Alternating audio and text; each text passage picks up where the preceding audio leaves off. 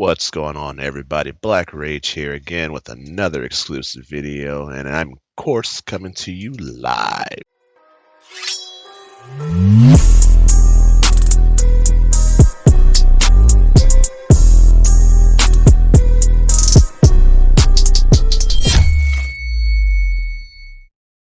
Today, we're going to talk about the MetaWatch and what people are feeling about it and how it's going to affect the future competitive play. People's armies. Looks like this program was created by, I'm so sorry if I butcher your name, Val Heffelingfinger and Peter the Falcon Punch! Losimo. I'm so bad with pronunciation sometimes. So as always, it's always good to get recognition when you do things like this through Games Workshop. And these two gentlemen are always, I don't know them personally, but that's, I want to thank them for coming up with this idea, because as the game evolved and people do want to see statistics throughout the entire world, whether it's your region or wherever you live and whatnot, and of course your favorite army and faction, and see how it's doing out there in the world. To me, I think it's a similarity to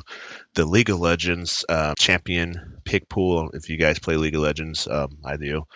But I do like the fact that they have that same thing when it comes to meta, which champion performs best, which champion doesn't perform, and the win rates, the pick rates, and stuff like that. So kudos to these two guys. So I'm going to go ahead and I just want to jump into a few of these percentages that they've come up with this pie.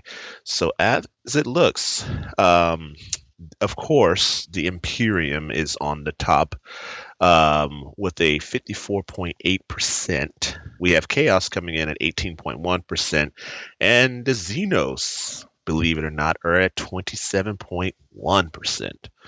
Not looking so great for Chaos. That makes me a little sad, because I've always pictured Chaos to be the dominant, chaotic, bringing in all the rotting and the darkness and stuff like that. But of course, the Imperium is always on the top and stuff. And just kind of going through, I want to just browse through each individual faction. So it looks like the Adeptus Astartes, of course, the Space Marines. So that's all of the Space Marine chapters and stuff like that. I'm not going to read them all. But it's really cool that they have the percentage of the Adeptus Astartes, and they also have the percentage of the factions inside of the Adeptus Astartes, what their win rate is.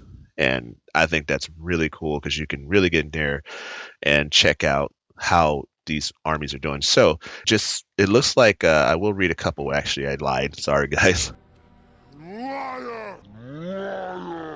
It looks like the Blood Angels are the 4.4% of the 33.1% of the Adeptus Astartes. And oh man, looks like Death Watch, probably because they're still relatively new, they're coming in last at 0.3. So I'm guessing that means, are they losing their games or whatnot? And I don't know, but I think this is a pretty cool feature. And we see some of these factions come up to par.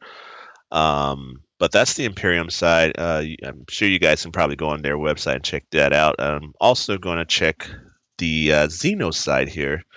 Of course, as Xenos, it looks like the Eldari is on top with a 10.5%. We have Necron coming in second at the moment, probably because they're still new. A lot of these codexes are playing in 8th edition still, so Necron, it's good to see them on second, basically, coming in. As before, I think they were dead last. Surprisingly, the Tyranids are in there with 3.5. So as I covered in my earlier video, Tyranids got a significant buff to Forge World, and I played a buddy of mine. He's got a couple of those units, the Scythe Hydraloot, the Democron, and those monsters right now, they're pretty gross because they got an increase in stat. So I think that's pretty great for the Tyranids. Poor Gene Stealer Cult, 1.4% coming in dead last. What's not new for them, but I hope, with the new edition, they get some kind of love. And we see the Xenos coming up and stuff. So, and the one that I'm going to touch on most because I am a Thousand Suns player, and I'm a little disappointed with the chaos percentage as they are the lowest in the pie. But then breaking down the pie, it looks like Thousand Suns are coming in at second to last at a 1.55% win rate. And of course, Death Guard is on top, winning with a 7.06%. Okay, so I do play both Death Guard and Thousand Suns, but I am primarily a Thousand Suns player. So I'm not really surprised there that Death Guard Ninth Edition is kind of favoring them a lot because they are more of a defensive army. They can take the board and hold the board. And they're very hard to get rid of sometimes, depending on what's shooting at them and stuff. So I believe Death Guard is, they are in that position. They are holding the Chaos pie down. Chaos Space Marines coming in at second place. So I'm hoping that we see some kind of adjustment with the Thousand Suns in the next codex. Death Guard, it just seems like they got the better of the faction breakup codex items and stuff. And they're also going to be the next codex that's coming out alongside with the Blood Angels next month. And it looks like, I think Games Workshop's already started doing some previews and stories and stuff like that. But I really would love to see the Thousand Suns get a little bit more variety, more armory. That would be great. I just feel like the army is very one-dimensional. It's like either you play this or you play that. Me personally, I don't play Zangors at all. I'm strictly running Dust Boys because I've ran Zangors before. The Zangor bomb, if you're all are probably familiar with that, I'm sure you are. It was pretty fun to run. You had your 60 Zangors and dark matter crystal and you warp time and all that. You're getting assault and stuff, but then Thunderfire Cannons was chopping us apart when the Space Marine came out, and it's just like there was no way to run that list. And also, I'm just a huge fan of the Thousand Suns in general, of the Dusty Boys, the Rubrics and the Scarab Occult Terminators. So I'm hoping that we get some kind of versatility, something, extra. I feel like Magnus can't do it all by himself. I mean, considering he did nothing wrong, but sometimes he can't do anything right when it comes to making those saves. I've had him die at turn one and stuff like that. So I'm really hoping with the 2 wounds and the plus 1 strength to the power swords and the extra range on the flamers, more powers. I'm pretty certain. Together we shall drive it deep into the... Pretty certain Magnus is going to lose that 3-up invulnerable. I mean, I'm crossing my fingers that he doesn't, or maybe it's a stratagem or something that gives him a +1 to his invulnerable. But don't be surprised, guys, that you see that invulnerable save get chopped to a 4+ and it does not be able to generate to a 3-up. So that's going to be a little problematic for our Primarch. So we will wait and see.